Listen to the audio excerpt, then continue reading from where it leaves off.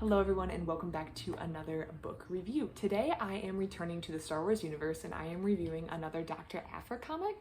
Today I am reviewing the Unspeakable Rebel Superweapon, and this cover is giving me massive Indiana Jones vibes. I think it's just a color scheme. You get this brown, the reds and the orange, just that sunset hue across everything, massive Indiana Jones vibes, which when this series was introduced to me, it was described as Indiana Jones but Star Wars, and that definitely tracks, and I think the artist is just playing into that stereotype with the cover right here. So this comic, the best way to describe this was schemes inside schemes inside schemes, to the point where my brain hurt as to how we were always, every scheme that you thought was like the ultimate scheme was not. There was another one on top of that, and there was always this backdoor exit, and it was very, very, very confusing. However, I did think that the art in this book was really, really cool. I like the color schemes that occurred in a lot of it. I don't know if that's like the right way to say it, but I really liked the colors that were used in some of the scenes. That was one of them. We also have this weird like pink and blue color scheme going on some of the pages.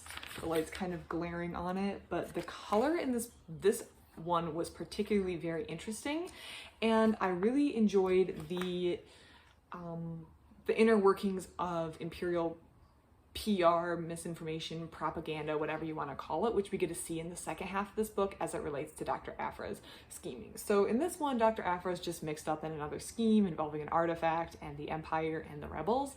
And like I said, it's schemes inside schemes inside schemes, which at a certain point my brain started hurting and I did not know how many more schemes I could take.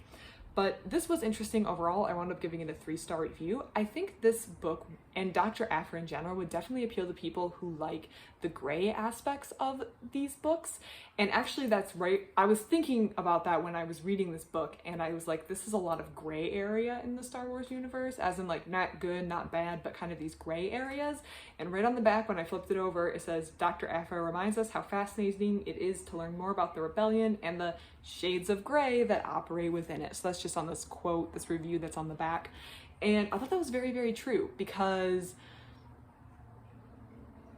I think the original Star Wars, the original first 3 movies were very, very focused on black and white, as in you knew who the bad guy was and you knew who the good guy was, and you knew why the bad guy was the bad guy, and you knew why you were doing everything. That's kind of how it felt. I knew who the good guy was, I knew who the bad guy was. In these books, in these comics, I should say, it's a lot more difficult to tell who the good guy is and who the bad guy is, and I think if you really like that aspect, you might enjoy these books a lot. I think I'm kind of neutral on that. Sometimes I like having those gray areas. Sometimes I'd rather just have a clear good guy and a clear bad guy, even though it's kind of a simplistic view of the world. I think if you really like that gray area and you wish Star Wars spent a lot more time in that direction, this series would really, really interest you, and I think you would really, really enjoy that. So that is my review of Star Wars Doctor Aphra Unspeakable Rebel Superweapon. I wound up giving this a 3-star, but I did enjoy it. I thought the art was really good, and I think it would be a really great fit if you enjoy those morally gray areas of the Star Wars universe.